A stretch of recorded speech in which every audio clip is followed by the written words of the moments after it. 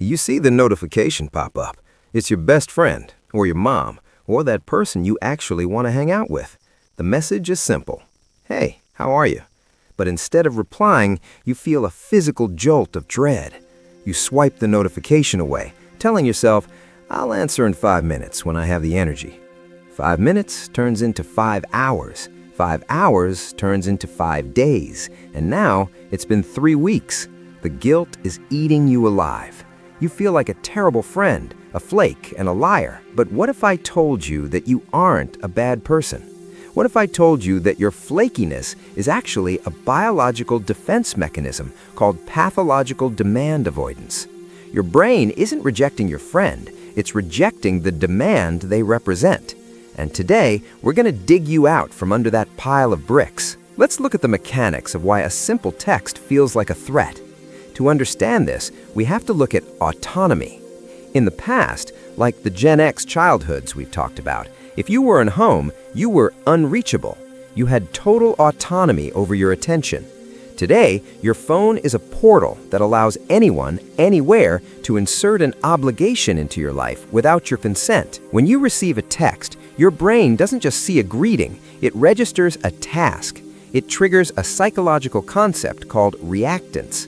We've discussed this regarding food and sleep. When humans feel their freedom is being threatened, they push back. Even if you love the person texting you, the notification itself feels like a command. Pay attention to me right now. Your nervous system, which might already be overwhelmed by modern life, perceives this as an invasion. So you ghost them, not because you don't care, but because ignoring the text is the only way your brain knows how to reclaim control over your own time. But there is a second layer here. Why is typing "I'm good" so exhausting? It comes down to decision fatigue and performance. We know from our deep dives into the spotlight effect that many of you struggle with being perceived. You're constantly managing how you come across. A text message isn't just communication, it's emotional labor. To reply, you have to decode their tone, check your own emotional battery, formulate a response that sounds normal and happy, even if you're depressed, and anticipate their next reply. If you are an introvert or a highly sensitive person, your battery drains faster than others. By 6 p.m., you have made approximately 7,000 decisions.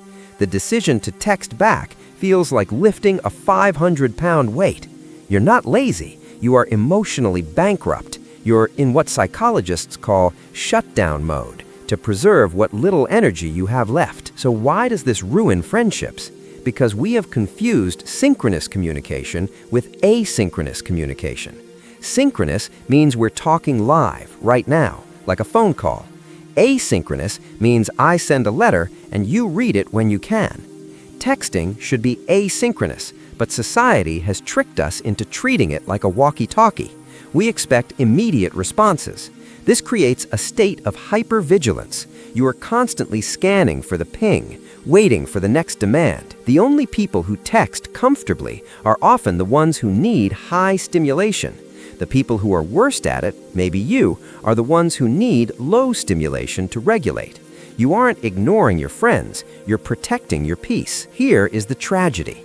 You didn't reply because you were overwhelmed, but now enough time has passed that it's simply awkward. Now you're not just tired, you're ashamed.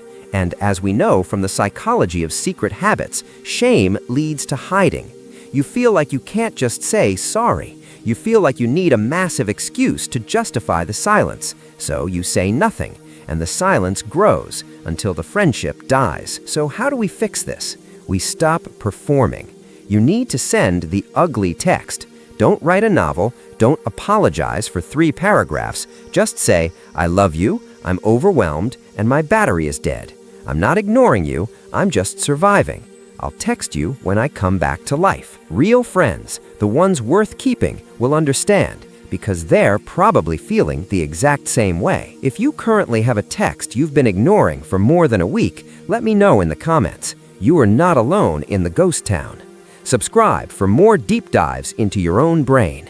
See you in the next one.